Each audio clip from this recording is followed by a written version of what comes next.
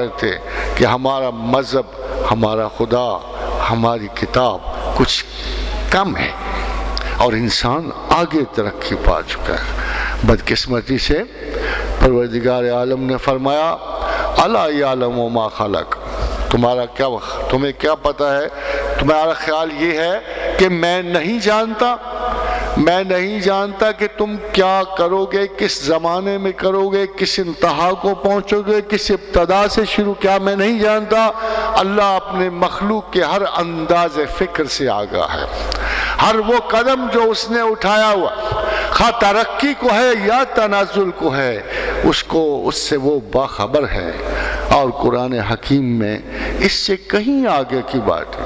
خاتون حضرات، مصیبت ہے کہ قرآن صرف محدود ہوتا، اگر ایک عرصہ محدود کے لیے ہوتا، اس کی زبانی، اس کی انداز اگر محدود ہوتے تو آج ہمیں برات حاصل ہو چکی ہوتی۔ آج ہم جرأت سے کہہ سکتے اے اللہ تیری آیت اس زمانے کے لیے تھی، ہمارے لیے نہیں تھی۔ اے اللہ تیری یہ فائنڈنگ اس وقت کی تھی، آج کی نہیں ہے۔ آج ہم جیمز جین کی فائنڈنگ پسند کرتے ہیں، آج ہم نیوٹن کے فلسفہ حقیقت کو پسند کرتے ہیں، ہم اسے کہہ سکتے، مگر ایسے نہیں ہوا۔ اس نے اپنی کتاب میں فرمایا اور بڑی ہی محکم آیت میں فرمایا، کتاب احکمت آیاتہ ثم فصلت من لدن حکیم خبیر، کہ یہ وہ کتاب ہے جس کی ایک ایک آیت کو پرکھا گیا۔ خاتون حضرات، اس زمانے کے لیے نہیں، اس لینگویج پہ لیے نہیں، قیامت تک کے لیے اس کی ایک ایک آیت پرکھ کے ڈالی گئی، تاکہ کوئی زمانہ ہو، کوئی عصر ہو، کوئی زبان ہو، کوئی فتنہ روزگار ہو، عقل کے ہر معیار پر یہ کتاب نہ صرف پوری اترے بلکہ اس سے آگے بڑھ جائے، کیونکہ بہرحال کتاب خالق کی ہے اور تعلیم مخلوق حاصل کر رہی ہے۔ اس لیے اس کتاب کا معیار ہمیشہ سے ہر اس فکر سے بالا ہے۔ اب ایک چھوٹی سی ایک مثال میں دے دوں، حیرت کی سی مثال، ٹائم از انفینٹی، لازمہ ہے۔ وقت ایک ایسی حقیقت ہے جس کی کبھی کوئی حقیقت نہیں پا سکا۔ Still time is there۔ بڑی خوبصورت بات کہی تھی اس نے ایلس ان ونڈرلینڈ میں، time wasted is also time. تو وقت تو ایک ایسی مکمل حقیقت، اور اس کو کائنات سے جتنی زیادہ آپ مناسبت دے لو گے، جتنا زیادہ آپ اس کو کائنات میں منتقل کرو گے، ٹائم کی جہت پرت اس کے ساری ڈائمینشنز چینج ہوتی رہیں گی۔ ذرا غور کیجئے کہ بہت بڑا فرق ایک چھوٹی سی آیت میں پڑ جاتا ہے۔ انسان وقت کو کیا سمجھتا ہے، اللہ وقت کو کیسے ایکسپلین کرتا ہے۔ اللہ پورے فلسفہ وقت انسان کو اس طرح سمجھتا ہے، اور لوگ کہتے ہیں کہ وقت ہمیں زندہ رکھتا ہے اور وقت ہمیں مارتا ہے۔ بھلا مرنے کے بعد کیا بوسیدہ ہڈیوں میں جان پڑے گی؟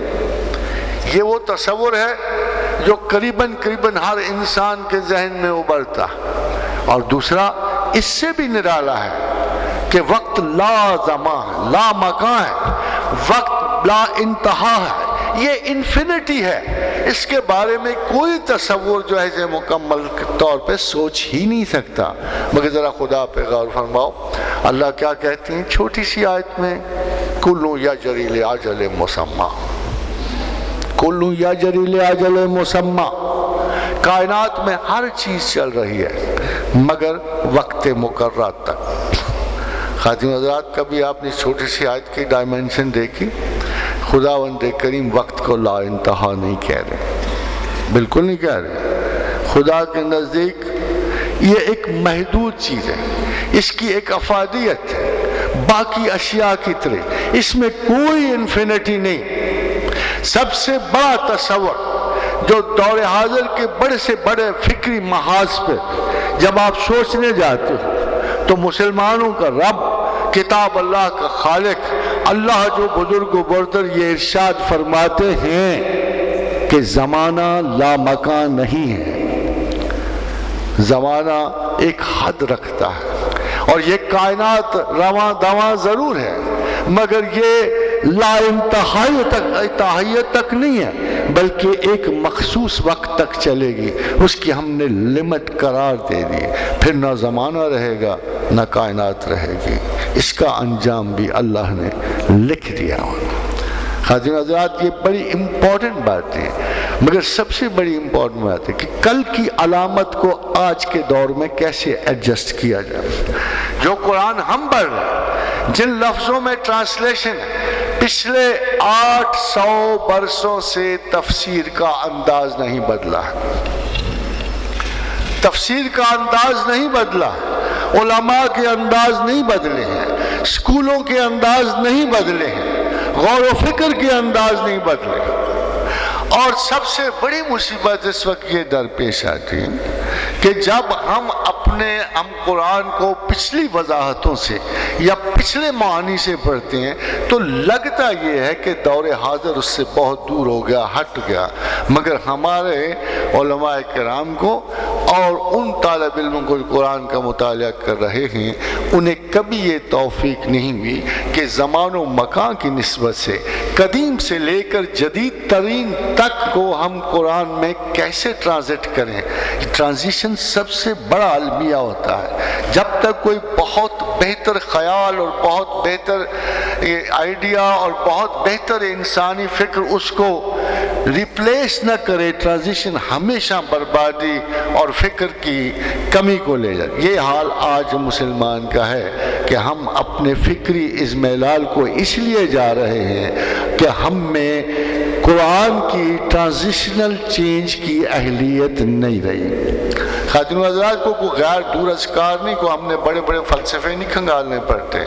میں ایک دفعہ یونائٹڈ نیشن سے ایک امریکن پروفیسر آگے، وہ یہاں کام کر رہے تھے، کام کرتے کرتے انہوں نے ایک مسئلے پہ رائے لینی تھی، غالباً انڈیا سے بھی ہو آئے تھے اور مسلمان ملکوں میں بھی گئے تھے، تو انہوں نے کہیں کسی سے پوچھا کہ I need to explain something to somebody.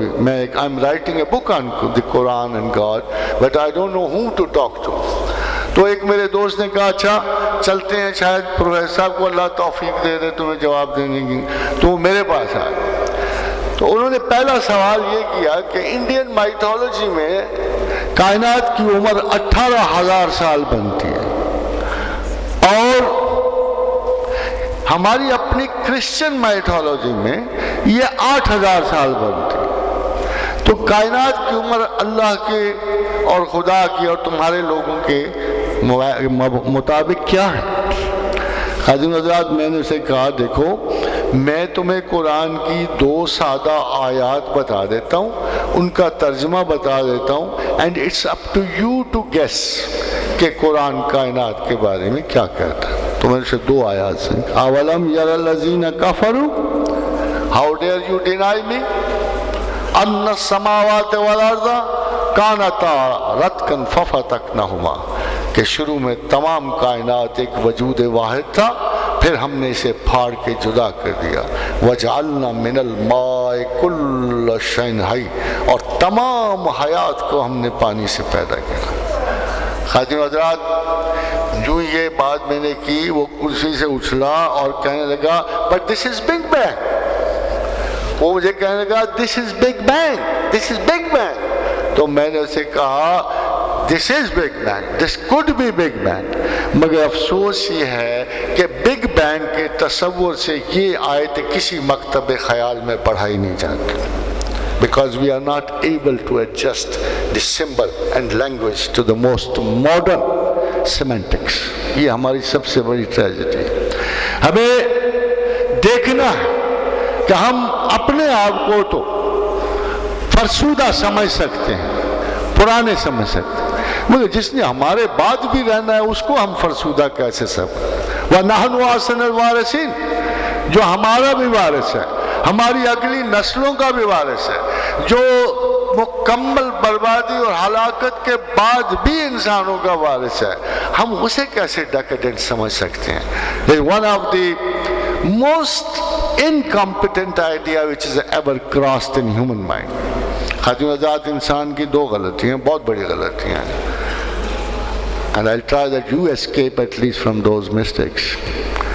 इस कॉन्स्टलेशन में 2 अरब सूरज हैं, फलां गैलेक्सी 2 अरब सूरजों पे मुहित है, कितनी तादाद है सितारों की, इमेंसिटी है, इंसान तो नहीं गिन सका। अगर ये सारी कायनात इतनी बड़ी है जिसमें खरब सितारे हैं या सैयार हैं, मुझे आप ये बात बताएं कि हम एक छोटी सी नुक्कड़ में बैठे हुए ये कैसे गुमान कर लेते हैं कि हमारे अलावा कायनात में कोई वजूद, कोई जिंदगी नहीं है? ये कैसे हो सकता है? हमारे अंदाजे कितने गलत हो सकते हैं अगर हम एक छोटी इतनी बड़ी कायनात की, जो रसूल अकरम सल्लल्लाहु अलैहि वसल्लम ने फरमाया कि तुम कायनात में ऐसे हो जैसे जंगल में छल्ला फेंक दिया जाए। जितने बड़े अमेज़न के जंगल में एक छल्ला फेंक, उसकी क्या हैसियत होगी इतने बड़े जंगलों में? मगर अगर इतनी बड़ी कायनात में एक नुक्कड़ की छोटी सी जमीन पर हम लोग 6 अरब आबाद हैं, तो ये कैसे गुमान कर लिया जाए कि इतनी अजीम और वसी तरी कायनात में कोई और जिंदगी नहीं होती? ये पहला सवाल। और दूसरा इससे भी बड़ा, ये कैसे तसव्वुर कर लिया जाए कि वो हमसे डेकेडेंट होंगे? अगर कोई दूसरी ज़मीन जिस पे इंसान हमसे 10,000 साल आगे हो, 20,000 साल आगे हो, 13.5 अरब साल की कायनात में अगर कोई दुनिया हमसे 1 अरब साल आगे होगी, कोई 50,000 साल आगे होगी, तो आप उसकी तरक्की इमेजिन कर सकते हैं? जबकि हम 3,000 या 1,000 साल की हमारी तरक्की का ये आलम है, तो फिर जो 10,000 या 20,000 या 1 अरब साल आगे होगी जो दुनिया आफाक में, उसकी तरक्की का आप अंदाज़ा कर सकते हो? नहीं कर सकते। अनइमेजिनेबल है कि अगर 250-300 साल में, अभी कल की बात है, इंसान छकड़े का सवारी था, उसके ना टेलीफोन थे, उसके कुछ भी नहीं थे। 150 बरस तो आप तरक्की में इतने बढ़ गए हैं कि आज आप दावा रखते हैं कि यज़दा बे कमंदावर हिम्मत मर्दाना, और अगर हमसे भी कोई 1,000, 20,000 या 1 अरब साल आगे हुई कोई दुनिया, तो आप उसकी तरक्की का अंदाज़ा कर सकते हो? तो ये दोनों बदगुमानियाँ आपके जहन से चली जानी चाहिए। It's not easy to imagine कि इतनी बड़ी कायनात में अल्लाह के रसूल का एक इरशाद सुना, आपको बड़ा मज़ा आएगा। फरमाया कि 7 दुनियाएँ हैं, और अगर एक डोल फेंक दो ना लंबी सारी, अब देखिए अलामत को चेंज करना हमारा काम है। अगर आप उस अलामत को डेकेडेंट समझ के छोड़ दोगे तो आपकी हमाकत फ्रैंकली टेलिंग, क्योंकि अल्लाह के रसूल ने अपने ज़माने के मुताबिक खुदा ने इंसान की फहम फरासत में आखिरी ज़माने तक की अलामत इंट्रोड्यूस की है।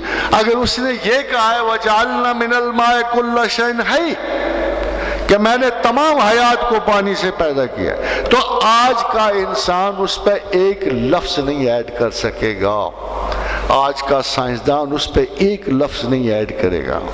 If he says in his book Kullu यजरी ले अजल मुसम्मा, कि कायनात में हर चीज़ चल रही है वक्त मुकर्रर तक, तो जेम्स जीन भी यही कहेगा कि everything is moving in the sky, मगर आखिरी जुमला नहीं बोलेगा टिल अ सर्टेन एंड, क्योंकि उसने टाइम को इन्फिनिट समझा है और उसको पता नहीं है कि अल्लाह ताला ने पूरी कायनात को मुकर्रर वक्त में ख़त्म करना है, इसलिए वो टिल द फाइनल एंड नहीं कहेगा।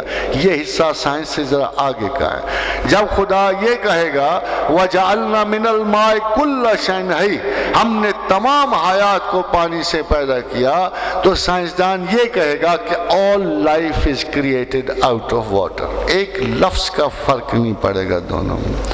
जब साइंसी नताइज तख्लीक़ खुदावंद की तहकीक से जा मिलेंगे तो रिसर्च ख़त्म हो जाएगी।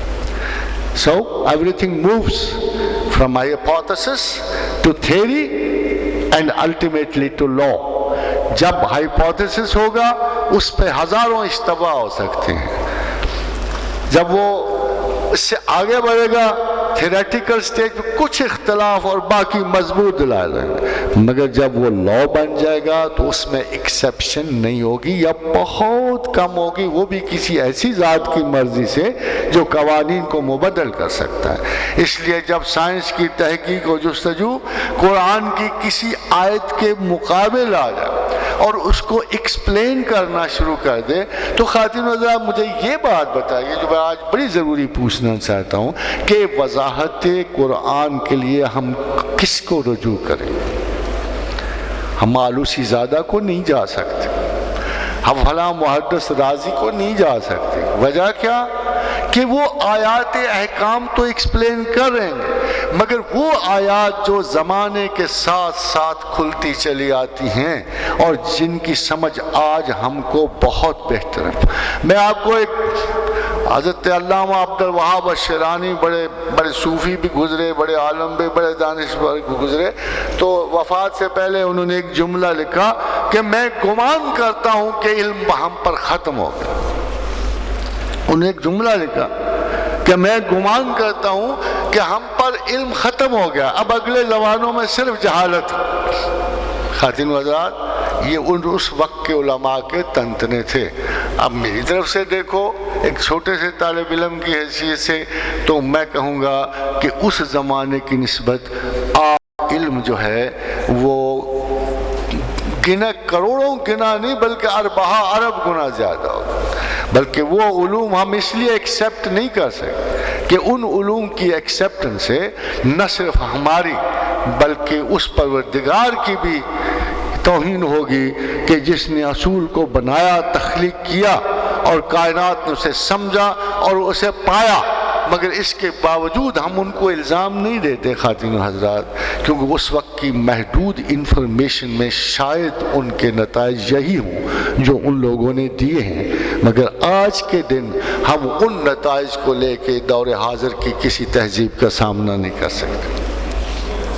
اور یہ بہت ضروری ہے کہ آپ اس نقطے کو سمجھ کر قرآن حکیم کو سمجھنے کی کوشش کریں۔ آئیے میں ذرا تھوڑا سا میں افسوس سے کہنا پڑتا کہ اگر ہمارا حدیث کا مطالعہ بہتر ہو قرآن کے ساتھ ساتھ تو آپ یقین جانیں کہ آپ قرآن کو بہتر سمجھ سکتے ہو، بلکہ بسا اوقات حدیث بھی ہمیں بہت سارے زمانوں سے آگے لے جاتی ہے، اور بعض اوقات اتنا آگے لے جاتی ہے کہ ہمارے تصور میں کیا کسی سائنسدان کے تصور میں وہ آپشن بھی نہیں آتا، وہ آپشن بھی نہیں آ سکتا۔ رسول اکرم صلی اللہ علیہ وسلم نے ارشاد فرمایا کہ ہماری زمین سب سے اوپر ہے، میری 7 زمینوں کی لسٹ میں ہماری زمین سب سے اوپر ہے اور اس کے نیچے 7 زمینیں ہیں، مگر 7 زمینوں کا انداز بڑا خوبصورت آپ نے بتایا۔ کہنے فرمایا کہ اگر تمہارے پاس ایک ڈول ہو اور اس کے ساتھ رسی ہو اور وہ لٹکائے جاؤ تو تمہاری رسی ایک نہ ایک دن 7ویں زمین پہ پہنچ جائے گی۔ خاتون حضرات کا یہ مثال اس زمانے کی ہے، چیزیں اس زمانے کی ہیں، مگر کیا آپ کو پتہ ہے کہ ہم کیا آج تک ٹریس کر چکے ہیں کہ ہماری زمین سب سے بالائی ہے یا زیریں ہے، اور کیا کوئی ذریعہ ایسا موجود ہے کہ ہم زمین کے نیچے جا کے دوسری زمین ڈھونڈ سکیں؟ ایسا کوئی پاسبلٹی نہیں۔ مگر اس سے ذرا ایک اور نقطہ ذرا اپنے ذہن میں کی کہ حضور نے فرمایا اگر ایک ڈول پھینک دوں اور پھینکتے جاؤ تو وہ 7ویں زمین تک پہنچ جائے۔ اس کا مطلب یہ ہے خاتون حضرات کہ جو کائناتیں ہیں بڑی ترتیب سے ایک دوسرے کے اوپر ہیں، ان کے لاز وہی ہیں، اور کبھی ایک زمین دوسری زمین کے نیچے سے ہٹی نہیں ہے، حالانکہ مسلسل گردش جاری ہے، مسلسل روانی ہے، مگر وہ اس طرح بنائی گئی ہیں، اللہ تعالیٰ نے ان کی ایسی حکمت سے تخلیق کی ہے کہ اگر ڈول پھینکتے تو بھی 7ویں زمین تک سیدھا جاتا، آج پھینکتے تو بھی جائے گا، اور کائنات ختم ہو جائے تو بھی اس زمین کی سیدھائی اور اس کا پیٹرن یہ ہے کہ ایک زمین کے نیچے دوسری اور دوسری کے نیچے تیسری۔ خاتون حضرات اتفاق بہت سارے ہوتے ہیں اور ایسے سوال آپ فرض کیجئے حضرت ابن عباس رضی اللہ تعالیٰ عنہ کے پاس ایک شخص گیا اور کہا کہ یہ قرآن میں کبھی زمین کے دہور کا مسئلہ اٹھتا ہے، پھیلاؤ، اور کبھی تو اللہ کہتا ہے میں نے آسمان پہلے بنائے، کبھی فرمایا کہ زمین کا دہور بعد میں ہے، تو یہ سمجھ نہیں آیا۔ تو آپ نے فرمایا کہ ہاں یہ سچ ہے کہ اللہ نے زمین پہلے بنا، پھر کائنات کو درست کیا، پھر واپس پلٹ کے اس نے زمین کو تندرست فرمایا۔ کیا یہ ممکن ہے کہ اس قسم کی ٹاپ کاسمولوجیکل باتیں 1500 برس پہلے کی جائیں؟ یہ اللہ کے رسول اور ان کے اصحاب کا فیض تھا۔ Those who used to understand those things with the wisdom of prophets، اور یہ ان کو بھی کبھی مغالطہ نہیں ہوا اشیاء کے بارے میں، جیسے مغالطوں میں آج کی کم علمی اور کم ذہنی اور اسکولیائی تہذیب سے پیدا ہوتا ہے۔ یہ اسکولیائی تہذیب وہ ہے جہاں مذہب کو احکام پر بھی تقسیم کیا گیا اور خیال پر بھی تقسیم کیا گیا، مگر کسی نے آگے جا کر دور حاضر کے چیلنجز قبول کرتے ہوئے قرآن کی وضاحت اس طرح نہیں کی۔ اب ذرا سنیے اللہ کیا کہتے ہیں، ثم استوى الى السماء وهي دخان، بلند ہوا آسمانوں کو اللہ، اور وہ دخان تھا۔ دخان کے ترجمے پہ مفسرین کا کبھی اتفاق نہیں ہو سکا، سوائے اس کی بہترین ایکسپلینیشن پھر اسی صحابی رسول سے آئی۔ ابن عباس نے فرمایا وہ دھواں جس میں پانی ملا ہوا، وہ دھواں جس میں پانی ملا ہوا۔ اندازہ کیجئے کہ قرآن حکیم کے دخان اور آج کے بالا ترین سائنسی افکار میں ایک چیز تھوڑی سی مشترک جا رہی ہے، اگرچہ فائنلٹی کو نہیں پہنچی، وہ یہ کہ اس کائنات کی تخلیق سے پہلے صرف عظیم الجثہ خوفناک بادل تھے، کوئی اس وقت تخلیق نہیں ہوئی تھی، اور صرف بادل تھے۔ اور بادل بھی کیسے کہ جن میں ریڈیشنل سرکلز چل رہے تھے، خوفناک ریڈیشنل بادل تھے، اور جو سولیڈیفائی ہو کے کائنات بننے شروع ہو۔ یہ تو اللہ کے بعد آج کے انسان کی یہ تحقیق ہے، and it almost it is reaching final, جیسے بگ بینگ کی تھیری فائنل ہو رہی ہے، یہ بھی فائنل ہو رہی ہے۔ مگر خواتین و حضرات ذرا بیچ میں رسول اکرم صلی اللہ علیہ وسلم کی بات بھی سن لیں تو آپ کو پتہ لگے گا کہ ہم کس کے علم کو کس طرح ہم ریجیکٹ کرتے ہیں اور ایکسیپٹ کرتے ہیں۔ حضرت ابو عقیل رزینی نے پوچھا کہ یا رسول اللہ صلی اللہ علیہ وسلم کہ اللہ جو ہے وہ تخلیق کائنات سے پہلے کیا کر رہا تھا؟ ابو عقیل رزینی نے رسول اکرم صلی اللہ علیہ وسلم سے پوچھا کہ اللہ اس وقت کیا کر رہا تھا، کہاں تھا؟ اینا کان ربنا یخلق الخلق، کہ اللہ تخلیق کائنات سے پہلے کیا کر رہا تھا؟ میرے خیال ہے کبھی کبھی ہمارا بھی ذہن اس قسم کے سوال پوچھنے کی جسارت کرتا ہے، اگرچہ ہم بے جواب لوٹ آتے ہیں۔ تو رسول اکرم صلی اللہ علیہ وسلم نے فرمایا کان فی امائن، بادلوں میں تھا۔ فرمایا کہ کان فی امائن، بادلوں میں تھا، تحتہ ہوا وکما فوقہ ہوا، اس کے اوپر بھی ہوا تھی، اس کے نیچے بھی ہوا تھی، وہ بادلوں میں تھا۔ حضرت سمجھنے والا کوئی دانشور ہوتا، اس کو تھوڑی بہت ریسرچ کر لیتا، بجائے گریکس کے فلسفے پھرولنے کے اور رومن کی اناٹمی پھرولنے کے، اگر وہ اپنے ہی نبی کے چند کلمات پہ غور کر لیتے تو آج رسل کی بجائے صدی آپ کی ہوتی۔ افسوس یہ ہے کہ قرآن آگے بڑھتا رہا، لوگ پیچھے جاتے۔ One of the major drift came کہ جب وہ سادہ سے قرآن سمجھنے والے چلے گئے، جب وہ محمد رسول اللہ صلی اللہ علیہ وسلم کی باتوں پہ یقین کرنے والے چلے گئے، جب وہ قرآن کی سادہ فرسٹ میننگ سے گریز کرنے والے چلے گئے، تو گریک فلسفی آ گئے، فارابی آ گئے، رازی آ گئے، ابن رشد آ گئے۔ کسی نے ابن رشد سے پوچھا کہ تو اتنی بڑی بڑی باتیں کرتا ہے، کیا عاد و سمود کے انجام سے نہیں ڈرتا؟ تو اس نے کہا انجام سے ڈرنا، مجھے تو یہ بھی نہیں پتا کنفرم ہوا کہ وہ تھے بھی کہ نہیں۔ خواتین و حضرات اس وقت تو آثار نہیں نکلے تھے، آج ضرور عاد و سمود کے آثار نکل آئے ہیں، اور کنفرم ہو گئے ہیں۔ کتنی عجیب سی بات۔ اور قرآن کے محاوروں کو نہ سمجھتے ہوئے جب ہم اس کے فرسٹ معنی نہیں سمجھتے تو ہمارے لیے کیا پرابلم نکلتے ہیں، ذرا غور کی۔ اور سلیمان نے پھر ہدہد کو بھیجا ملکہ سبا کے پاس۔ اب مسلمان مفکرین بیچارے مصیبت میں پڑ گئے۔ سائنٹیفکلی ابھی کوئی ہدہد نہیں گیا تھا، یہاں سے امریکہ نہیں گیا تھا، برطانیہ گیا تھا، ابھی تک انگریز نے کوئی ہدہد نہیں بھیجا تھا ہماری طرف۔ وہ بیچارے فکر انگریز کے غلام تھے، ان کو سمجھ نہیں آئی۔ اب انہوں نے اس کا ترجمہ کیا کیا؟ موصوفین نے، میں ایک کی بات نہیں کرتا، موصوفین نے ترجمہ یہ کیا کہ ہدہد کہ نہایت تیز رفتار انسانی قاصد کو کہتے ہیں۔ تو پرندہ نہیں ہو سکتا، it's impossible. Why it is impossible? غور کیجیے۔ میں کیوں کہتا ہوں نہیں یہ نہیں ہو سکتا؟ مجھے اس قسم کی بات کیوں پسند آتی ہے کہ میں اصل میں خدا کی حکمتوں پر اور طاقت کو صحیح طرح سمجھتا ہی نہیں ہوں۔ میرا تو خیال ہے he is just an elder fish، میری طرح ایک بڑا سا آدمی ہے، اس کے پاس بھی یہ طاقت نہیں ہو سکتی کہ ہدہد کو نا وہ بھیجے وہاں پر۔ مگر ہدہد نے واپس آ کر ایک اطلاع دی۔ اس نے اطلاع کہہ دی کہ اے پیغمبر، میں نے وہاں ایک قوم کو دیکھا ہے کہ جو سورج کی پرستش کرتے تھے، جو سورج کی پرستش کرتے تھے۔ بات گئی، سلیمان گئے، بڑے بڑے یعنی خوبصورت لوگ زمین نے نگل لیے، تقدیر نے کھا لیے، اللہ کے ہاں محفوظ ہو گئے۔ اور پھر ہم رہ گئے ان پہ غور و فکر کرنے والے۔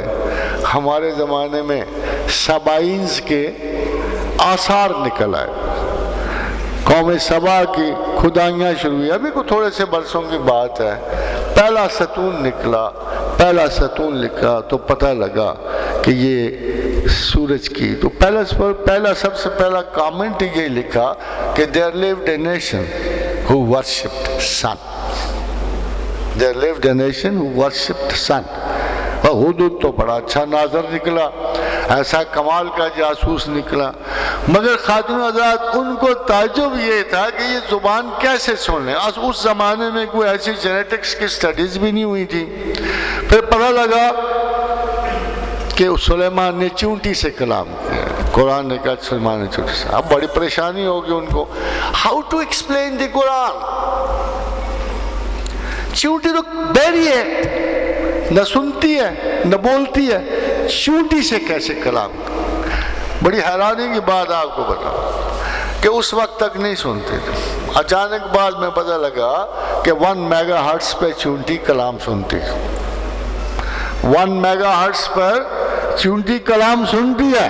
اللہ سچا ہے کہ چونٹی سنتی ہے، چونٹی بولتی بھی ہے، مگر اب چونٹی آپ سن نہیں سکتے ہو تو کم از کم اپنی کم فہمی یا کم عقلی کے لیے اب خدا کا اعتبار تو نہ چھوڑو۔ تو رسول اکرم صلی اللہ علیہ وسلم کی حدیث مبارکہ کہ رب کعبہ کی قسم ہے کہ قیامت قائم نہیں ہوگی جب تک انسان جانور سے ہم کلام نہیں ہو جائیں گے۔ Let's wait for that time۔ اتنے جو آپ جلدی میں عقائد کو دوسروں کے حوالے کر دیتے ہو، مرعوبیت کیا ہے بھئی؟ کیا مرعوبیت ہے آپ کو مشرق و مغرب میں؟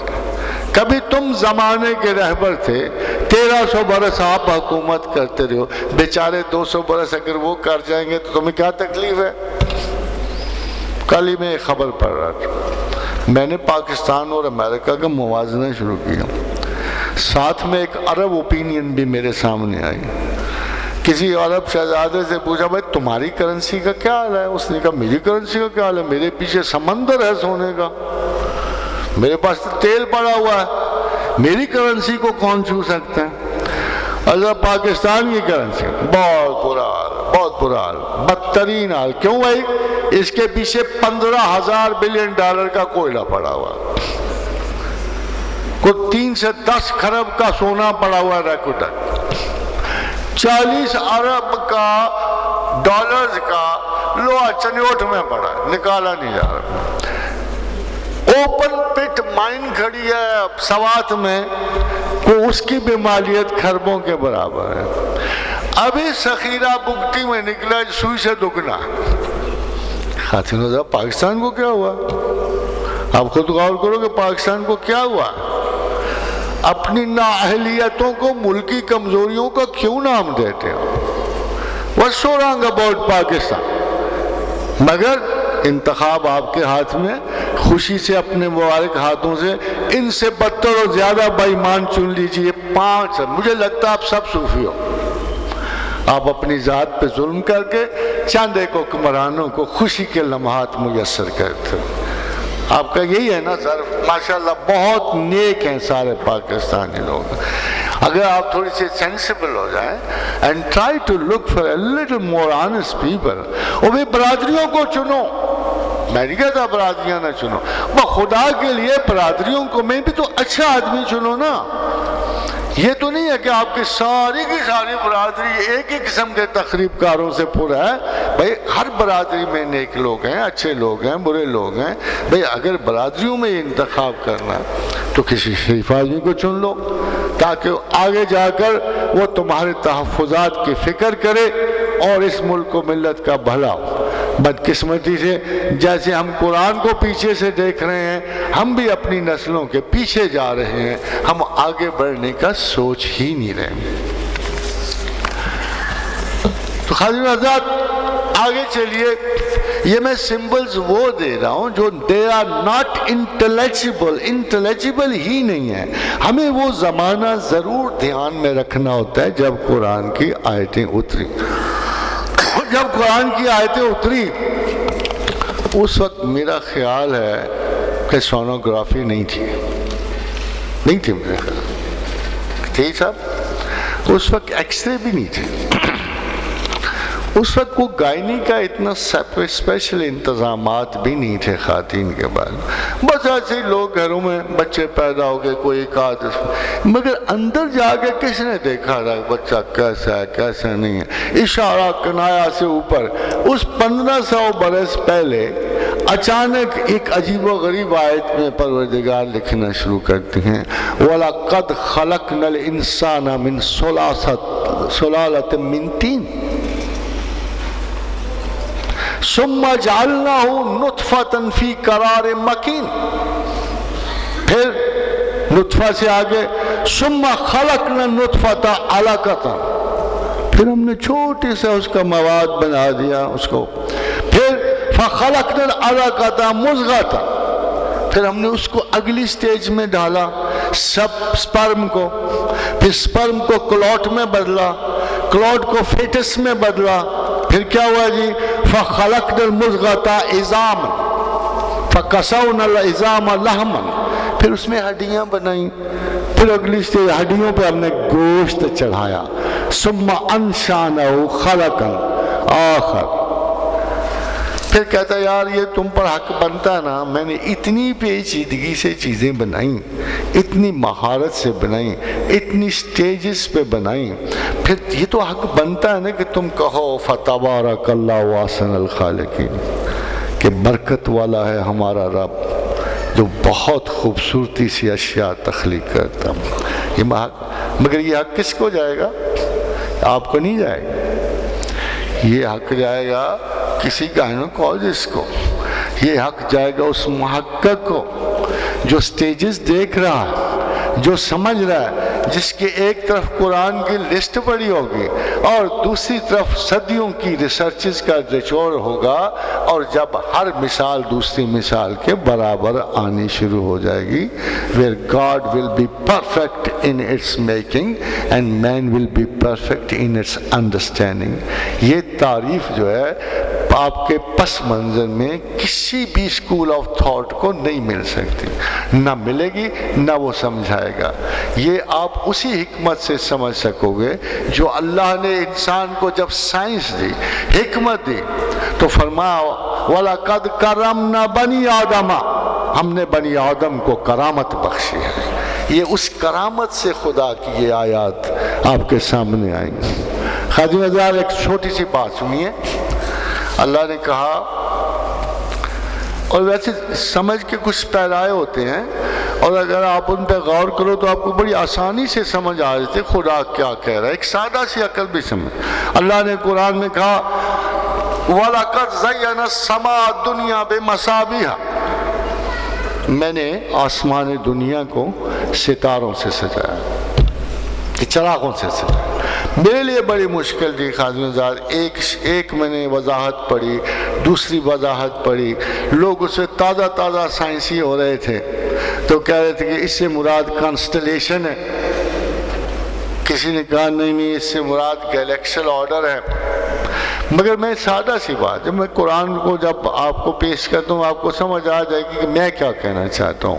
میں ایک سادہ سی بات کہتا ہوں وَلَقَدْ زَيَّنَا السَّمَاءَ الدُّنْيَا بِمَصَابِيحَ، ہم نے آسمان دنیا کو چراغوں سے سجایا ہے۔ تم اسے دیکھ لیتے ہو نا؟ اب مجھے یہ بتائیے آپ کہ اگر اس سے مراد کانسٹلیشن ہوتی تو وہ تو چاند اور سورج سے، کیا چاند اور سورج کے علاوہ ہمیں آسمان نظر نہیں آتا؟ روشن نظر آتا ہے نا؟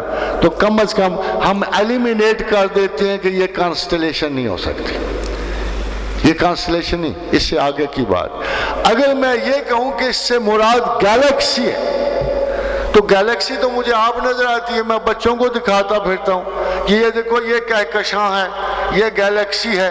اب اس گیلیکسی کو بھی بیچ میں سے نکال دو، اس کے علاوہ بھی، تو بڑی سادہ سی آیت ہے، مگر اس آیت سے مراد یہ ہے کہ تمام کائنات میں جو کچھ تمہیں اپنی اس سادہ نظر سے نظر آ رہا ہے وہ نہ کانسٹلیشن ہے نہ گیلیکسی ہے، بلکہ تمہاری پوری کائنات ہے جو تمہیں آنکھ سے نظر آتی ہے۔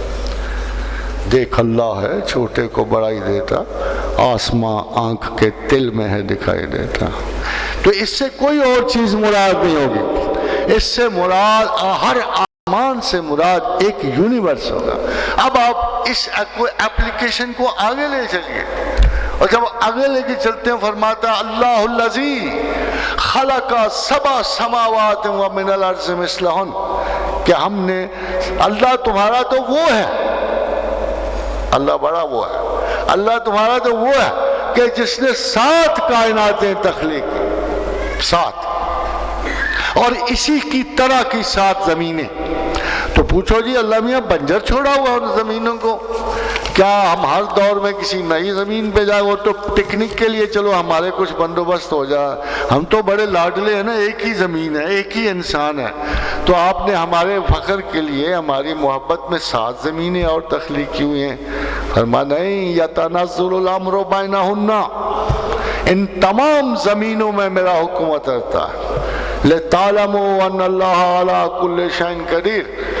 یہ تو تمہیں اس لیے بتایا ہے کہ زیادہ ناز نخنے نہ کرو، تمہارا اللہ تمہارے تصور سے بھی بہت بڑا ہے، اور اپنے بندگی کے شرف کو بہت اعلیٰ سمجھو، مقام بندگی دے کر نہ لوں شان خداوندی، احتیاط برتو اور اللہ کی عظمت کے خیال سے اپنے آپ کو محدود کرو، مختصر کرو، اور سوچنے سمجھنے کی کوشش کرو تو تمہارا اللہ ہر آن تمہیں نئی شان میں ابھرتا ہوا نظر آئے گا۔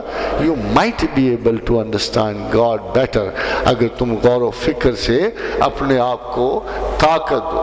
اسی لیے اس نے کہا کہ میرے نزدیک عبادت گزاروں کے درجے نہیں ہوتے، زیادہ نمازوں پہ درجے نہیں ہوتے، فاقے والے روزوں پہ درجے نہیں ہوتے، میرے جو میں نے درجات بنائے ہیں وَنَرْفَعُ دَرَجَاتٌ مِّن نَّشَاءُ، جس کے چاہتا ہوں درجے بلند کرتا ہوں، وَفَوْقَ كُلِّ ذِي عِلْمٍ عَلِيمٍ، اور ہر علم والے کے اوپر ایک علم والا۔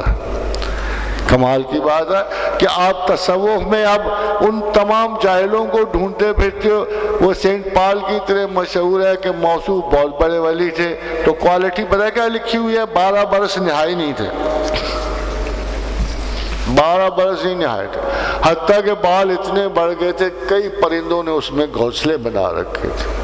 بھائی اس قسم کے فقیر بننے کی آپ کو کب کا علامت؟ وہ ادھر حضرت جابر بن عبداللہ انصاری سے روایت ہے کہ بال لمبے لمبے تھے تو بکھرے بکھرے رہتے تھے اور کوئی کیئر نہیں کرتے۔ اللہ کے رسول نے دیکھا اور کہا ان کا احترام کر، ان کا احترام کر۔ فرماتے ہیں جب سے میں نے رسول اللہ سے یہ بات سنی، میں دن میں 2 بار بال دھوتا تھا اور تیل لگاتا تھا، ان کو چمکو گیا۔ ابھی تو کسی کے لمبے بال ہو جائے ماں باپ اعتراض شروع کر دیتے ہیں۔ تو خادم حضرات، جب ہم اس زبان سے اس زبان میں آتے ہیں تو سب سے بڑا اور مشکل مرحلہ یہ ہے کہ ہمیں پاسٹ کی میراث میں کوئی وضاحت نہیں ملتی، نہ کسی عالم کے پاس، نہ کسی دانشور کے پاس کوئی وضاحت نہیں ملتی۔ پھر ہمیں اس چیز پہ بھروسہ کرنا پڑتا کہ جو ہمارے پاس موجود ہے، یہ بے پناہ بکھرتا ہوا علمی رسوخ، ہر روز نئی ایجادات سے بھرپور ایک زمانہ، ایک عصر جس کی ہر گھڑی انسانی تفکر سے بدلتی ہے اور نئے شواہد لے کے ابھر رہی ہے۔ ہمیں اپنے زمانے کے آثار و شواہد پہ تکیہ کرنا پڑتا ہے۔ ہمیں اس علم کو جاننے کے لیے، اللہ کے علم کو سمجھنے کے لیے علوم جدید اور انکشافات حاضرہ کا آسرا لینا پڑتا ہے۔ اور اسی وجہ سے جب ابن عباس سے پوچھا گیا، اے ابن عباس آج تم زندہ ہو، ہمیں قرآن میں کوئی اشکال پڑتا ہے، کوئی غلط فہمی ہوتی ہے تو ہم تمہارے پاس آ جاتے ہیں، تم ہم پر مطالب واضح کر دیتے ہو، کل تم نہیں ہوگے تو ہم کس کے پاس جائیں، کس سے پوچھیں گے کہ قرآن کیا کہتا ہے؟ تو فرمایا القرآن یفسرہ الزمان، ہر زمانہ قرآن کی اپنی تفسیر کرتا ہے۔ تو کیا آج کے لوگ جو ہیں اس اثر سے پیچھے جا کے قرآن کی تفسیر کریں گے؟ I think you should be very alert in the understanding of the God's book۔ آپ کو صرف محاورہ چینج کرنا ہے، لینگویج کا وہ پیٹرن چینج کرنا ہے جس میں اس کی وضاحت آئی ہے۔ آپ اس کو پرانے مطالعہ بنے، ذرا غور کیجئے، who else but God could say so؟ اس لیے میں کہتا ہوں اگر پیچھے آپ کے پاس علم ہوتا، آپ قرآن تک آتے تو آپ یہ بات پڑھتے وَتَرَى الْجِبَالَ تَحْسَبُهَا، آپ قرآن کی یہ بات پڑھتے کہ تم سمجھتے ہو کہ پہاڑ کھڑے ہیں، تم خیال کرتے ہو، یس میں خیال کرتا ہوں، میں بچپن سے خیال کرتا چلا آیا، میرے آباء و اجداد خیال کرتے چلے آئے، اور اس سے بہت پہلے بھی لوگ پہاڑوں کو کھڑا سمجھتے رہے۔ جائے کہ 1500 برس پہلے کی بات ہے، وہاں کا ایسا تصور تھا کہ پہاڑی تو کھڑے نظر آتے تھے، باقی چیزیں منہ کرتے۔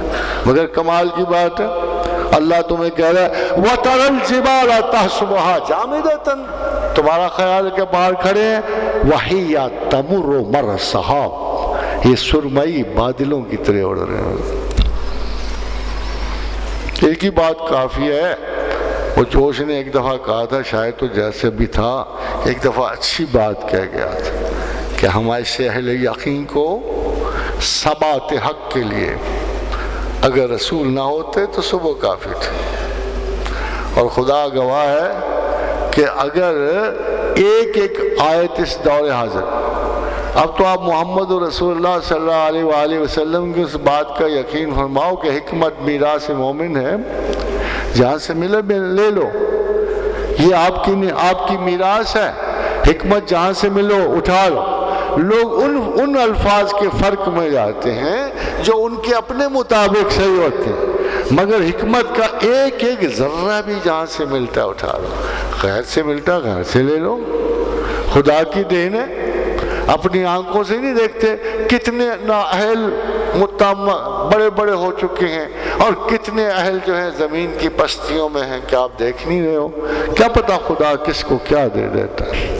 فرما روائے کل ہے، بادشاہ وقت ہے، جو چاہے کر سکتا ہے۔ تو اس نے آپ کو جو عقل و ذہن دیا آج کے بچے کو بھی دیا، فشار کا یہ عالم ہے کہ بچے سے پوچھ لو جو ٹی وی کے سامنے کہ زمین کیسی ہے، وہ زمین کے علاوہ تمہیں مریخ کا بھی بتا دے گا، سورج کا بھی بتا دے گا، چاند کا بھی بتا دے گا۔ اس کی نظری شہادت آپ کی علمی شہادتوں سے بہتر ہوتی۔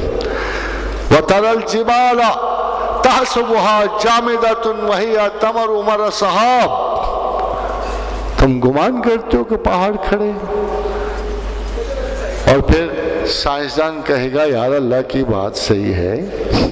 अब जब तक आप थोड़ा से जियोग्राफिकल एलिमेंट्स नहीं पढ़ोगे, जियोग्राफी नहीं पढ़ोगे, थोड़ा सा किसी से पूछ के देखोगे यार जियोग्राफिया दान तूने ज़मीन का हाल बड़ा पढ़ा है, पहाड़ तेरी तालीम के अंदर आते हैं, बता तो सही कि पहाड़ खड़े हैं। वो कहेगा हाँ ये ज़मीन की रफ्तार के साथ साथ भाग रहे हैं, क्विक, ये ज़मीन की रफ्तार के साथ साथ भाग रहे। अगर ज़मीन 48,000 फीमील घंटा चलती है 48,000 में, अगर ज़मीन 52,000 चल रही है तो ये 52,000 से चल रहे हैं। क्योंकि मगर अगर कोई वैसे चीज़ चल रही हो तो ये उखड़ जाएंगे। अगर ज़मीन को ज़रा सी भी रुकावट या सुस्ती तो सारे पहाड़ उखड़ जाएंगे। ये होगा ज़रूर मगर अभी नहीं। वइज़ा ज़ुल्ज़िलतिल अर्ज़ु ज़िलज़ालहा व अख़रजतिल अर्ज़ु अस्क़ालहा व क़ालल इंसानु मा लहा, ये होगा ज़रूर मगर उस दिन जिस दिन अल्लाह कहेगा अल कारिया तो मल कारिया व मा अदराका मल कारिया, ये उसी दिन होगा जिस दिन को अल्लाह ने मुकर्रर किया कि पहाड़ रुई के गालों की तरह उड़ेंगे। जब ज़मीन की इसकी हरकत मुअत्तल हो जाएंगे, ज़मीन पहाड़ अपने सेंटर ऑफ द अर्थ से उखड़ जाएंगे, तो फिर ऐसे ही होगा। और ये चीज़ आपको किसी पुरानी बात से नहीं समझ आए। You got to understand all this thing with your knowledge, with your understanding. तो जब भी आप कुरान पढ़ने लगो तो कम से कम जिन चीज़ों पर आपका अश्तबा और जिन चीज़ों पर आपका ताकुल ठहरे, उसमें कम से कम आप अपने दौरे हाजिर की तमाम इस्तिलाहात को ज़रूर ऐड कर लिया करें, तो आपको एक बेटर पिक्चर ऑफ थिंकिंग जो है वो मिलता है। हाज़िर एक बड़े आपको मज़े की बता, मैं अक्सर कुरान शरीफ पढ़ता था, मुझे एक अजीब व गरीब बात नज़र आती थी कि अल्लाह ने जहाँ भी जिक्र किया, जहाँ भी सूरज का चाँद का बार बार जिक्र किया, मेरे ख्याल आपने भी देखोगा। मगर कमाल की बात ये, और ये बात आपको फ्रैंकली बताऊं कि अगर कोई और बात अल्लाह पे यकीन वाली ना होती तो इस बात पे मुझे यकीन आ कि अल्लाह ज़रूर कोई है। कमाल की बात ये है कि कहीं भी उसने चाँद को जलता हुआ नहीं कहा। जहाँ भी जिक्र किया कहा कि ये जहाँ फिस्समाए बुरूजम व जाला फीहा सिराजम व कमरम मुनीरा, सूरज जलता है और चाँद उससे रोशन है। जिधर भी जिक्र किया और बेशुमार मर्तबा किया, मगर कहीं भी चाँद को जलता हुआ नहीं कहा। जहाँ भी जिक्र किया सूरज है जलता हुआ चिराग, सूरज जो रोशनी दे रहा है और चाँद उससे रोशन है। Now this is one of the most, ये इंट्रिकेट है, ये कोई बड़ी साइंसेस से नीचे आने का कि नूरन चाँद को मुनव्वर कहा और सूरज को जलता हुआ चिराग कहा। And who else after in the most modern times से पहले किसको क्या पता था? हमारा तो ख्याल ये था कि चाँद में भी कुछ चल रहा है और आग रोशन है, सूरज में भी आग। Even in my early days ये तखसीस नहीं आई थी, तो बड़ी देर की बात है। अभी पिछले तहकीक और जुस्तजू से पता लगा कि सूरज की रोशनी जो है, चाँद की रोशनी सूरज की रोशनी का इनकास है और कुछ भी नहीं है। चाँद तो अंधा मूरा सा बहरा सा फ़कीर है जिसको खैरात में सूरज की शुआएं मिलती हैं, है ज़रा अच्छा फ़कीर, अपनी ज़रूरत पर पूरी करके तुम्हें लौटा देता है, इस किस्म का है। मगर आप हैरान होंगे कि कुरान हकीम में एक जगह भी अल्लाह ने चाँद को अज खुद रोशन नहीं कहा। मेरे लिए हैरानी की बात, अल्लाह के लिए नहीं, because he is the creator. और वही बात जो मैंने शुरू में कही कि उसने एक एक आयत को परखा है, एक एक सवाल को मद्देनज़र रखा है, एक एक क्यूरियोसिटी का जवाब देके उसने एक फाइनलिटी दी है अपनी वर्सेस को। वो हर ज़माने में, हर दौर में कुरान कभी लोकल नहीं हुआ। मैं बहुत आयात हैं ऐसी कोट करने, कुरान सारा भरा, सिर्फ साइंसेस का नहीं, सिर्फ साइंस का नहीं। एक छोटी सी आयत देखो तो पूरी एंथ्रोपोलॉजी का खुलासा नजर आता है, पूरी एंथ्रोपोलॉजी का। वो कहते हैं कि क्यों, وَلَكُمْ فِي الْقِصَاصِ حَيَاةٌ يَا أُولِي الْأَلْبَابِ لَعَلَّكُمْ تَتَّقُونَ کہ اہل عقل، ویسے مخاطب اہل عقل سے ہوتا ہے، کہتا ہے اہل عقل غور کرو تو ہم نے قصاص میں زندگی رکھی ہے۔ خواتین و حضرات، ہم ادھر رک جائے، ترجمہ کر کے ہم نے ختم کر دیا، but this is not true۔ ہمیں اس مقام تک جانا پڑتا ہے جہاں سے نسل انسان شروع ہوئی، ان کے پہلے حوادث، ایک دوسرے کو قتل کرنا، حتیٰ کہ مشہور ہے کہ ہومو نیانڈرتھل جو تھا، یہ جو سب سے ہماری ایک جنریشن جو بالکل واش ہو گئی ہے، وہ گوشت خور تھا، کینیبالزم تھی اس میں، اور پوری کی پوری نسل وہ ختم ہو گئی۔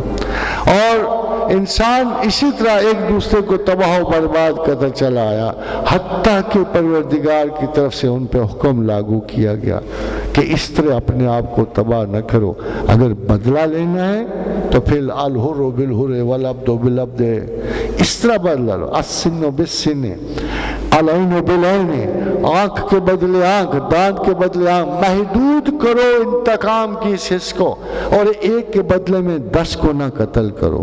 اور یہ خداوند کریم کی حکمت بحیثیت ایک اصول کے پرنس حمورابی کے زمانے تک پہنچی، جہاں قوانین قصاص پہلی مرتبہ مرتب ہوئے، پھر اللہ کے رسول نے اس کی قرآن حکیم میں نشاندہی کی، اور یہ سیریز آف لا جو ہے قانون قصاص چلتا ہوا، اللہ تعالیٰ نے اس پہ انتہائی شستہ اعلیٰ ترین فصیح و بلیغ آیت میں فرمایا وَلَكُمْ فِي الْقِصَاصِ حَيَاةٌ يَا أُولِي الْأَلْبَابِ لَعَلَّكُمْ تَتَّقُونَ۔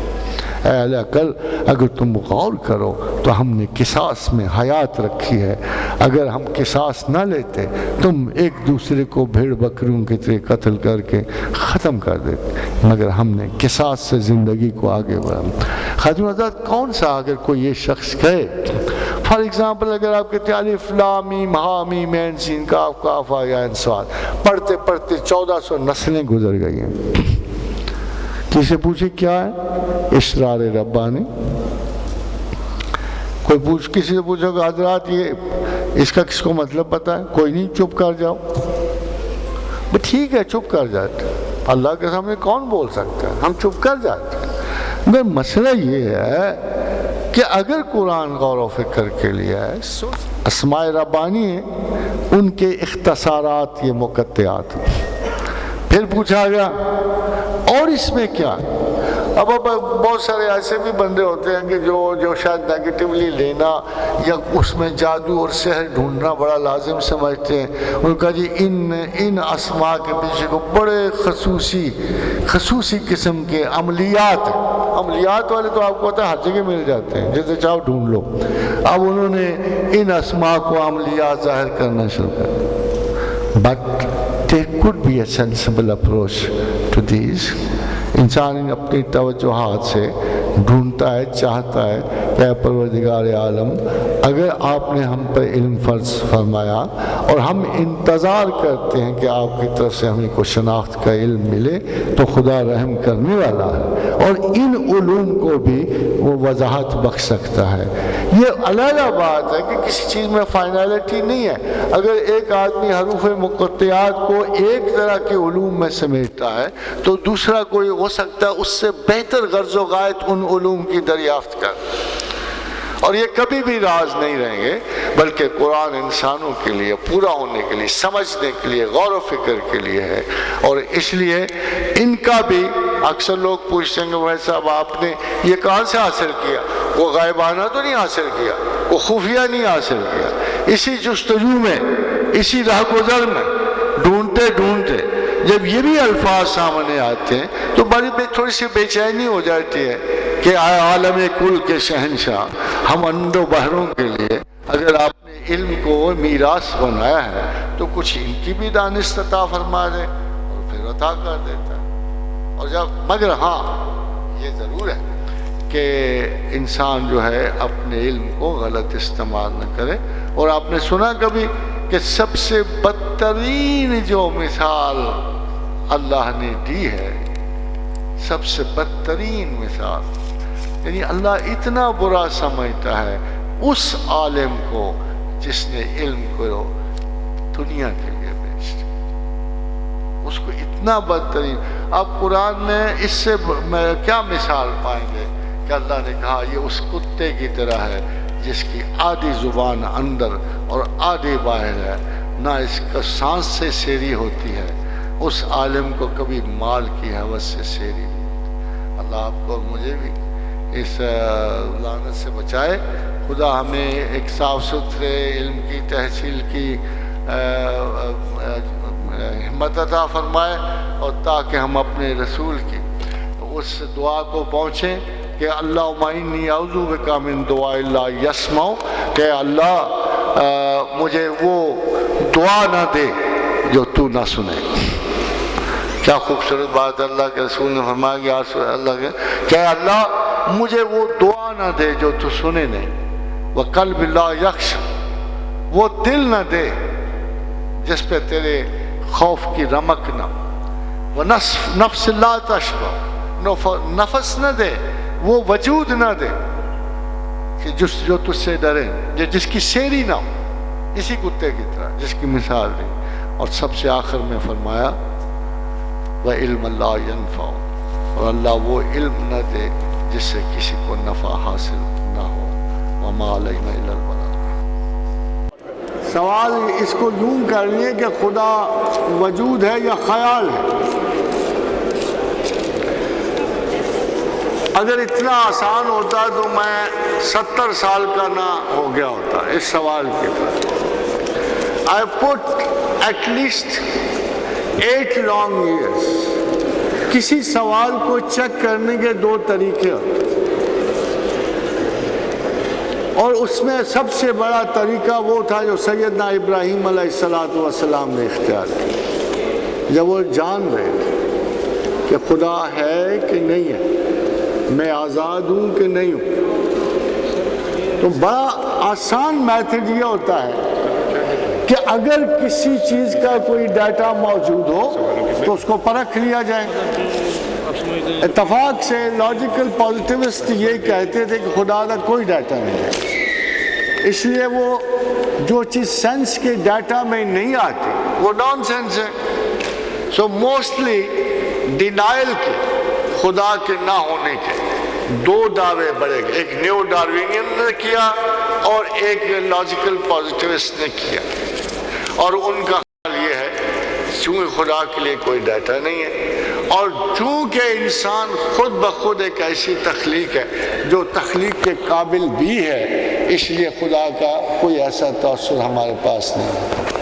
خاتون حضرات, مگر میں نے ابھی بہت ساری آیات آپ کو سنائی تھی. خدا کا ڈیٹا ہے, خدا کا ڈیٹا یہ ہے جو آپ کے پاس ہر گھر میں موجود ہے. یہ 360 یا 400 صفحوں کی کتاب یہ دعویٰ کرتی ہے کہ میں اللہ کا کلام ہوں. حیرانی کی بات ہے کہ آپ کا خیال کبھی اس بات پہ نہیں گیا کہ قرآن اللہ کا کلام ہے, اور اگر یہ اللہ کا کلام ہے تو اس کی ایک شرط ہونی چاہیے. شرط یہ ہے کہ if man makes one mistake or rather 1,000 mistake still remains a man. اگر ایک انسان 1000 غلطی بھی کرے تو انسان رہتا ہے. اللہ اگر ایک غلطی بھی کرے تو اللہ نہیں رہتا. تو یہ 350 صفحوں کی کتاب, 400 صفحوں کی کتاب, یہ قرآن حکیم آپ کو صرف تھوڑی سی زحمت کرنی ہے کہ اس میں سے ایک غلطی ڈھونڈنی ہے, اس کے بعد آپ اللہ سے آزاد, چھٹی سے چھٹی, پھر آپ کو فکر ہی کوئی نہیں. اگر قرآن غلط ہے تو دعویٰ خدا غلط ہے, دعویٰ خدا غلط ہے تو خدا ہے ہی کوئی نہیں. So easy. مگر میں نے آپ سے کہا نا 70 برس ہو گئے اسی خلا کو پر کرتے ہوئے, ایک غلطی ڈھونڈتے ہوئے, ایک غلطی قرآن میں ڈھونڈ. میں اس کا کوئی خاص ہمدرد نہیں تھا. کون انسان ہے جو اپنی آزادی پہ غلامی کو ترجیح دے گا؟ If I can be free without God, should I be a slave with God? کون انسان ہے جو اپنی آزادی پہ غلامی کو ترجیح دیتا ہے؟ کاش کہ ایک غلطی مل جاتی میں آج بھی آزاد ہوتا. مگر میں آنیسٹلی فیل کرتا ہوں کہ دیر از نو سچ اسکوپ. جب ہم دیکھتے ہیں مجھے اس کے وجود سے کوئی غرض نہیں, وجود تو اس کا اتنا ہے ہی نہیں کہ میں اس پہ غور کروں. ذرا غور تو کرو. اگر میں اس کے سائزز کو نہیں دیکھتا، مجھے تو اس کی ان صفات کو دیکھنا. اب ذرا دیکھو قیامت کا دن ہے، بے شمار لوگ کھڑے ہوئے ہیں زمین پر، زمین چپٹی ہو چکی ہے، تو خدا کیا کہتا ہے؟ خدا کیا یہ آ کے کہتا ہے کہ میں ساری طرف سے آؤں گا؟ نہیں، وہ تو کہتا ہے آسمان پھٹ جائے گا، جوک در جوک ملائکہ اترنے شروع ہو جائے گا، اللہ کے عرش کے گرد ملائکہ چکر لگے گا. کوئی اگر غور کرو تو یہ یورپ والے ہیں بڑے کائیاں، انہوں نے اس تصور پہ فلمیں بنائی ہوئی کہ دم پوری کائنات کے اوپر ایک بڑی سی اڑن تشتری آگے کھڑی ہوگی، پھر دروازے کھلے، کوئی ہتھیار اس پہ کام نہیں کرتا، آواز آتی ہے کہ انا رب العالمین، کہ میں ہی تو تمہارا رب ہوں. یا جیسے موسیٰ کو، مگر اللہ میاں کی مرضی کہ چھوٹی سی جھاڑی سی آگ نکل رہی ہے، تو موسیٰ کو آواز آتی ہے کہ وَسُبْحَانَ اللَّهِ رَبِّ الْعَالَمِينَ، کہ پاک ہے تیرا رب. وہ اپنی کسی علامت سے نمودار ہو سکتا ہے، اور خداوند کریم کو ہم کسی پیٹرن میں قید نہیں کرتے. وہ آسمانوں کے بیچ میں آسمان سے اتر رہا ہے اور ملائکہ اس کے ارد گرد ہے. آواز آتی ہے لمن الملک اليوم، بتاؤ آج ملک کس کا، بتاؤ آج کس کا ملک ہے یہ؟ وَلِلَّهِ الْوَاحِدِ الْقَهَّارِ، اللہ ہی تو ہے ایک اکیلا قہر و جبر والا. حاضرین حضرات، اللہ نامی ہو تو بھی اللہ کی طرح کا وجود ممکن تھا. میں آپ کو بتاؤں سائنٹیفکلی، اگر ہماری طرح کی کوئی اور ایسی آبادی ہوتی جہاں انسان آباد ہوتے، ہم سے زیادہ ترقی یافتہ ہوتے، ہم سے زیادہ پروگریس کر گئے ہوتے، اور ان کا ایک ہیڈ بلا شرکت غیر ہوتا، تو وہ ہمیں ایز اے ٹیسٹ مخلوق یہاں زمین پہ پیدا کر رہا ہوتا، اور ہماری لیبارٹری پہ ہر چیز فکس ہوتی، کیمرے لگے ہوتے جو نظر نہیں ہے، فرشتے بیٹھے ہوتے جو دکھائی نہیں دے رہے. تو یقین جانو ہم اسی کو اللہ سمجھتے ہیں. مگر ہم پتہ کیوں اللہ کو اللہ سمجھتے ہیں؟ اللہ تو 10 ہو سکتے ہیں، 20 ہو سکتے ہیں، کھرب ستاروں پہ پتہ نہیں کیسی مخلوق ہو سکتے جو انسانوں کو ڈائریکٹ کرے، تباہ کرے، زندہ کرے. مگر ہم اللہ کو اس لیے قرآن کی وجہ سے اللہ سمجھتے ہیں کہ وہ کہتا ہے وَلَوْ كَانَ فِيهِمَا آلِهَةٌ وَلَوْ كَانَ فِيهِمَا آلِهَةٌ إِلَّا اللَّهُ لَفَسَدَتَا، اگر کائنات میں 2 خدا ہوتے تو فساد ہو جاتا. اس لیے یہ یقینی بات ہے کہ خدا ایک ہی ہے، کائنات میں کوئی فساد نہیں ہے. Everything is moving in the natural way. So there is one and only one God. اور کتاب سچی اور قرآن ناقابل تنسیخ، ناقابل تنسیخ کتاب، ہر زمانے پہ حکمران. آپ کا کیا خیال ہے؟ شرع کو آپ کیا سمجھتے ہیں؟ شرع کو تمہاری مجبوری ہے. باقی بھی تو امتیں دیتے ہیں نا، سارے کانسٹیٹیوشن کس لیے ہوتے ہیں؟ so that their people should live more free, more comfortably, more peacefully. اللہ نے بھی تمہیں دنیا پر رہنے کا ایک سیاسی نظام دیا جسے تم شرع کہتے ہو. یہ وہ نظام ہے جو تمہیں خطرات سے بچاتا ہے، یہ وہ نظام ہے جو انصاف کی حکومت قائم کر. نہیں مانو تو نہ مانو، اللہ کی کون سی اساس کبھی آج تک قرآن میں یہ بھی دیکھا کہ تمہاری نماز اور تمہارے روزے اسے فائدہ پہنچاتے ہیں؟ وہ تو کہتا ہے یہ سب تمہارے لیے، پڑھو تو تمہیں فائدہ، نہ پڑھو تو تمہیں نقصان. مجھے اس سے غرض نہیں ہے. خدا کو ایک چیز سے غرض ضرور ہے، وہ تمہاری نیات ہیں. فیصلے نیات پہ دیے جاتے ہیں. کیا تم درون باطن جھانکتے ہوئے، غور و فکر کرتے ہوئے، کیا تم اس قرآنی آیت کے مصداق ہو جہاں وہ یہ کہتا ہے کہ میں نے حل ترى علی الانسان حین من الدہر لم یکن شیئا مذکورا، کہ میں نے تمہیں ایسی حالت سے اٹھا کہ تم کوئی شاعر نہیں تھے، پھر میں نے تمہیں نطفہ مخلوط سے پیدا کیا، پھر چاہا کہ آزماؤں، جو چیز میں نے تمہیں دی ہے اس کے لیے آزماؤں. لِنَبْتَلِيهِ فَجَعَلْنَاهُ سَمِيعًا بَصِيرًا، تمہیں سماعت دی، بصارت دی، اور آخر میں عقل دی، اور عقل کا ایک مقصد رکھا، اِنَّا هَدَيْنَا السَّبِيلَ اِمَّا شَاكِرٍ وَإِمَّا كَفُورًا، چاہو تو مجھے مانو، چاہو تو میرا انکار کر۔ یہ ماننے اور نہ ماننے والا، یہ چاہنے اور نہ چاہنے والا، یہ کون سی عقل ہو؟ یہ وہی عقل ہے کہ جس کے بارے میں پروردگار عالم نے کہا کہ میں نے چاہا کہ ایک امانت کوئی اٹھا لے، بوجھ بڑا ہے مگر یہ کوئی اِنَّا عَرَضْنَا الْأَمَانَةَ عَلَى السَّمَاوَاتِ وَالْأَرْضِ وَالْجِبَالِ، مگر ہوا کیا؟ سارے ڈر گئے، خوف زدہ ہو۔ جنت نظر آ رہی تھی انعام میں، مگر دوزخ کا رزق کون لیتا؟ مگر انسان اِنَّهُ كَانَ ظَلُومًا جَهُولًا، ایسا بے بصر تھا، ایسی تیزی میں آیا، سلطنت ملتی دیکھی، حکومت ملتی دیکھی۔ آج آپ دیکھ لو، کرپشن مشہور ہے، ہر دوسرے دن اسی طاقت کے لیے کبھی ایک سیاسی پارٹی چلی جاتی، کبھی دوسری۔ ہم حیران ہوتے ہیں، ہم حیران ہیں، یا اللہ ان کو عقل نہیں ہے۔ مگر پتہ لگا کہ ہوس انسان جو ہے اس کا سب سے بڑا پہلو اقتدار ہے۔ یہ ٹریجڈی پہلے بھی پیش آ چکی ہے، کسی نے حوصلہ ہی نہیں کیا اٹھانے کا۔ وَحَمَلَهَا الْإِنسَانُ، انسان نے کہا سوال ہی نہیں پیدا ہوتا، مجھے سرداری ملتی ہے، غرور ذات ملتا ہے، ایگو سینٹرسٹی ملتی ہے، مجھے طاقت ملتی ہے، میں دوسروں کا حکمران ہوں۔ انسان کو اللہ نے کہا اِنَّهُ كَانَ ظَلُومًا جَهُولًا، ظالم ہے، جاہل ہے۔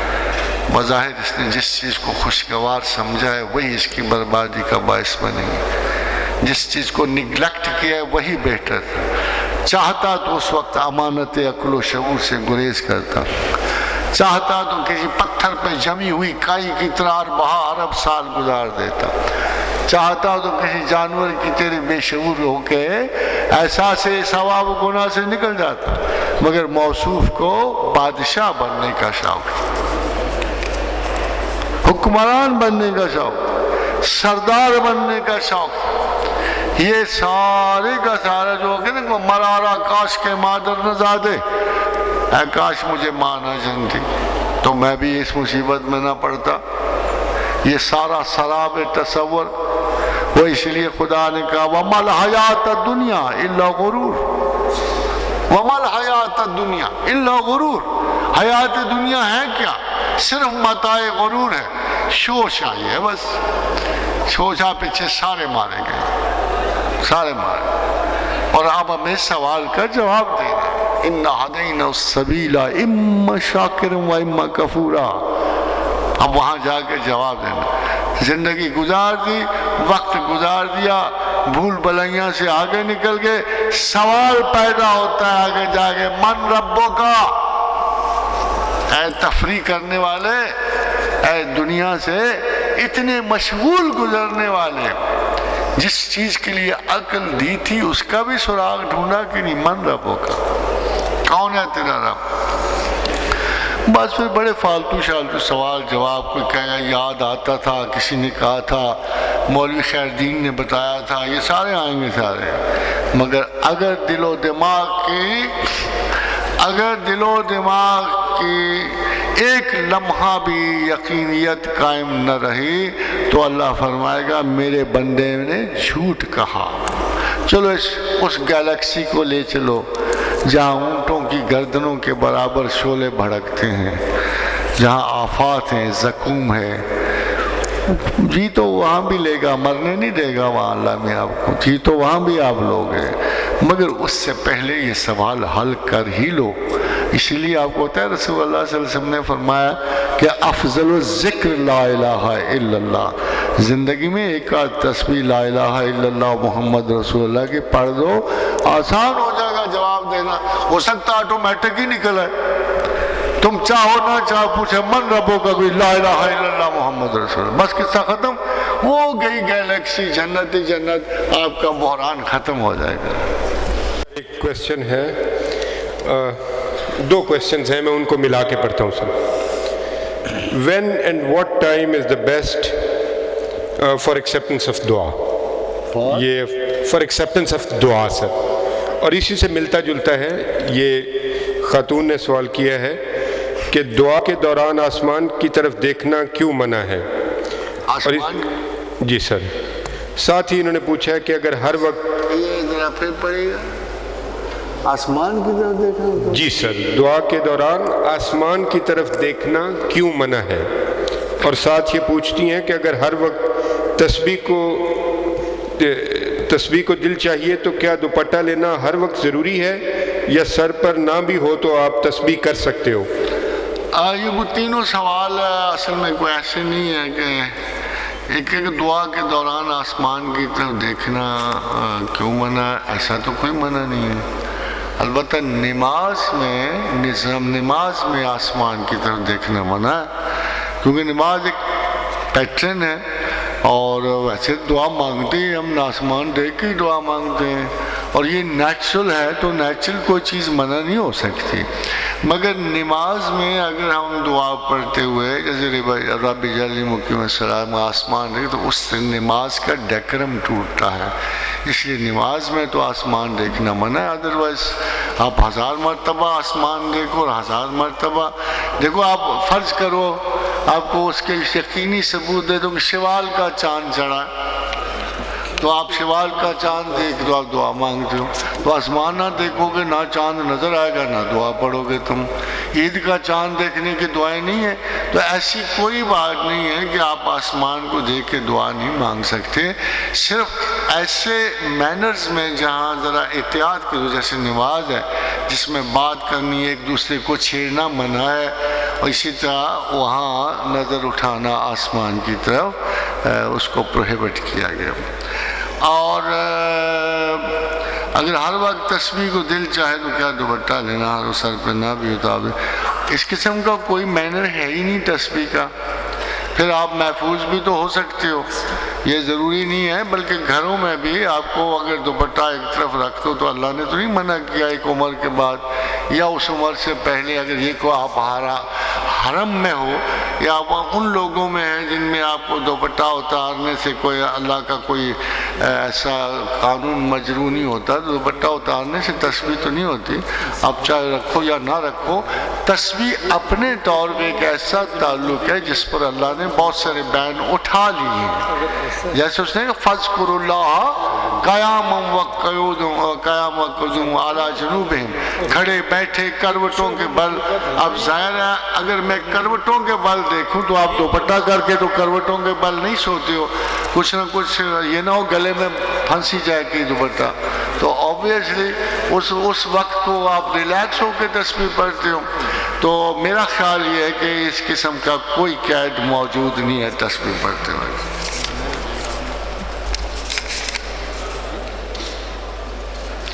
اب یہ اقبال صاحب نے پوچھا ہے کہ جی دعا کے ایکسیپٹنس کا کیا ٹائم ہے. اصل میں بات یہ ہے جی کہ دعا کی ایکسیپٹنس کا باہر نہیں ہوتا، آپ کے اندر ہوتا. اگر آپ اسے سچ پوچھو نا تو ایکسیپٹنس کا ٹائم باہر نہیں ہوتا. مگر ایک لمحہ جب آپ کا اخلاص، آپ کی نیت، آپ کی کارکردگی ایک فریکوینسی پہ آ جاتے ہیں تو جو لفظ نکلتے ہیں وہ حضور حق میں قبول پاتے ہیں. یہ آپ کی اندرونی کیفیت ہے. جیسے کسی نے کہا جی حضور کی حدیث ہے نا کہ جس نے ایک مرتبہ بھی دل سے لا الہ الا اللہ کہہ دیا اس پہ دوزخ کی آگ حرام کر دی گئی. تو جب دل کسی ایسے سٹیٹس میں چلا جائے کہ جس میں آپ کی خواہشات دنیا سے گریزاں ہو جائیں، اور جب کسی کے حق میں انتہائی گہری محبت اور شعور سے آپ کے دل میں دعا پیدا ہو. اسے دیکھا آپ نے کہ اللہ کے رسول کی حدیث ہے کہ غیبت میں کی ہوئی کسی مسلمان کے حق میں دعا ہر صورت قبول ہو. تو یہ باہر نہیں ہے. باہر البتہ کچھ مواقع، کچھ جگہ ہیں جن کا تعلق آپ سے نہیں ہے بلکہ ان لوگوں سے ہے جن کو خدا نے بہت درجے قبولیت بخشی ہے. جیسے اللہ نے فرمایا کہ یہ مسجد حرام جو ہے، یہ جگہ جو ہے فیہ آیات بینات، اس میں میری نشانیاں ہیں. ہاں اگر آپ کعبہ پہنچ جاؤ اور اگر آپ اس زمین میں کئی آیات پاؤ گے ایسی جو آپ کو زمان و مکان کی دسترس سے بچا کر صحبت خدا و رسول میں لے جائیں گے، تو ہو سکتا ہے کہ آپ کا لمحہ محبت و انکسار اس عظمت کو پہنچے کہ زبان سے نکلتے ہی بتر سزا ہے مظلومہ کہ ہنگام دعا کردن عجابت از در حق بہر استقبال میں آیت. تو بعض اوقات اللہ انتظار کر رہا ہوتا ہے کہ اس کی زبان سے لفظ نکلے اور میں قبول کروں. اور یہ جو آپ کہتے ہیں ولایت کا کیا فرق ہوتا ہے؟ ولایت کا فرق پانیوں پہ نہیں ہوتا، ہواؤں میں اڑنے میں نہیں ہوتا، استجاب دعا میں ہوتا. کوئی ولی ہے جس کی ذرا مہینے بعد سنی جائے، ہماری 2-4 سال کے بعد سنی جائے گی، مگر کوئی ولی ایسا ہے کہ منہ سے نکلتے ہی عجابت اسے اچک لیتی ہے. وہی صاحب دعا ہے، وہی ولی وقت ہے، وہی قطب زمانہ. سبحان اللہ. سر نیکسٹ کوشچن ہے why muftis have fatwas against scientific interpretation of Quran and why they forbid it? Oh, first of all I must tell you کہ بیسک پرابلم یہ ہے کہ they are unaware. وہ شاید زمان و مکان کو سمجھتے ہیں، علماء کو پتہ نہیں کہ they are totally unaware کہ ان کی نسلوں کا مزاج اور موڈ کدھر جا رہا ہے. ان کو سمجھ نہیں آتی کیونکہ وہ خود شاید ٹی وی دیکھتے ہیں کہ نہیں دیکھتے، کمپیوٹر چلاتے ہیں یا نہیں چلاتے، ان کی اولاد چلاتی ہے. جب وہ چلا رہے ہوتے ہیں تو جب ان کے والدین کوئی بات کرتے ہیں یہ کار شیطان ہے، یہ کار اجلت ہے، یہ کار خراب ہے، تو ان کو پتہ لگتا ہے. Simply they ask one question, what is so harm in functioning on a computer؟ وہ آپ سے پوچھتے ہیں کہ آخر کیا المیہ ہے، کیوں آخر اللہ اتنی انٹرفیئرنس کرتا ہے کہ وہ مجھے کمپیوٹر بھی نہیں چلانے دیتا. تو یہ سوال وہ ہے جو ڈائریکٹلی مذہب کی کور تک پہنچتے ہیں، اور ہم ان لوگوں کو سمجھا کے تھک گئے ہیں کہ بھائی میاں ماں مقیمہ کی روٹی نہیں چلے گی، اب درس نظامی نہیں چلے گا، اب لمزی چلے گا، اب یہ یونیورسٹیاں چلیں گی جو ہیں. اگر تم ان یونیورسٹیوں تک اپنے میسج کی افادیت نہیں پہنچا سکتے تو تمہارا ذاتی مذہب کمزور ہے. اللہ کو کچھ نہیں ہوا، اللہ کو کوئی پرابلم نہیں ہے، مگر آپ لوگ پرابلم ہو. یہ ایڈورٹیزمنٹ کا زمانہ ہے. بدترین چیز اٹھا کے ٹیلی ویژن پہ چھوڑ دو، اگلے دن لائن لگی ہوتی ہے اس کے لیے. اور اللہ کے لیے کتنے برے ایڈورٹائزر. میں تو اسے بار بار کہتا رہتا ہوں کہ اپنا کم از کم انفارمیشن ڈپارٹمنٹ اور ایڈورٹیزمنٹ کا ڈپارٹمنٹ ذرا اچھا اور بہتر کر، ورنہ یہی اشر ہوگا تیرا جو ہو رہا. اگر اس وقت دنیا میں اگر کوئی بدترین ریپریزنٹیشن ہے تو اللہ کی ہو رہی ہے. خداوند کریم کو شاید وہ اللہ تعالیٰ ہمارے نصیب کو میں ہمت رکھے اور ہم اس کو بہتر انداز میں پیش کریں. تو اللہ بہتر انداز میں اول تو ان احکامات سے ہوگا جب ہم ان کو اپنے باطن میں سموئیں گے. پہلے بھی تو ہوا تھا نا، اور وہ ابو عبیدہ بن الجراح میں ہوا تھا نا، خالد بن ولید میں ہوا تھا نا. ابھی بھی ان بڑے بڑے صحاب میں جو ہمارے سامنے ایک نقش پا اپنے محترم چھوڑ گئے ہیں، ان لوگوں کو آج تک کبھی ایسا ہوا کہ کسی مفتو قوم نے فاتح کا ریلیجن قبول کیا؟ ادھر دیکھو کیا کریکٹر، کیا خوبصورتی، کیا انداز تھا اللہ کی ایڈورٹیزمنٹ کا. جہاں جہاں سے بھی لوگ گزرتے تھے وہاں وہاں اسلام ہے، جہاں جہاں سے اصحاب گزرے ہیں وہاں وہاں آج اسلام ہے. تو یار کوئی صفت ہوگی نا ان میں، کوئی نہ کوئی بات تو ہوگی، کوئی حسن تو ہوگا ان کی شخصیتوں میں. مگر آج کیا ہوتا ہے؟ This is a question for us. How do we represent God?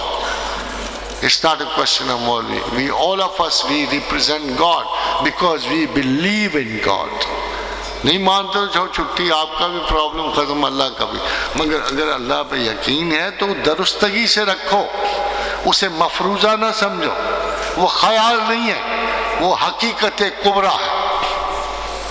اور مجھے اجازت بخشیے گا ایک دعا کے بعد کہ یا ارحم الراحمین، یا ارحم الراحمین، یا ارحم الراحمین، یا ذل جلال والاکرام، یا ذل جلال والاکرام، یا ذل جلال والاکرام. لا الہ الا انت سبحانک انی کنت من الظالمین اللہم انا اسألک بانک انت اللہ الاحد الصمد الذی لم یلد ولم یولد ولم یکن لہ کفوا احد اللہم انا اسألک ان لک الحمد لا الہ الا انت وحدک لا شریک لک الحنان المنان بدیع السماوات والارض یا ذا الجلال والاکرام وإلہکم الہ واحد لا الہ الا هو الرحمن الرحیم اللہ لا الہ الا هو الحی القیوم الف لام میم اللہ لا الہ الا هو الحی القیوم. حضور حضرات دعا مانگے.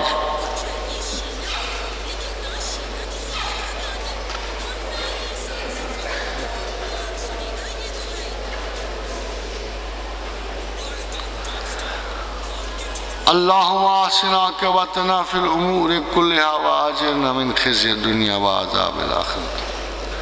اللہم انا اعوذ بک من البرس والجنون والجذام وسیء الاسقام.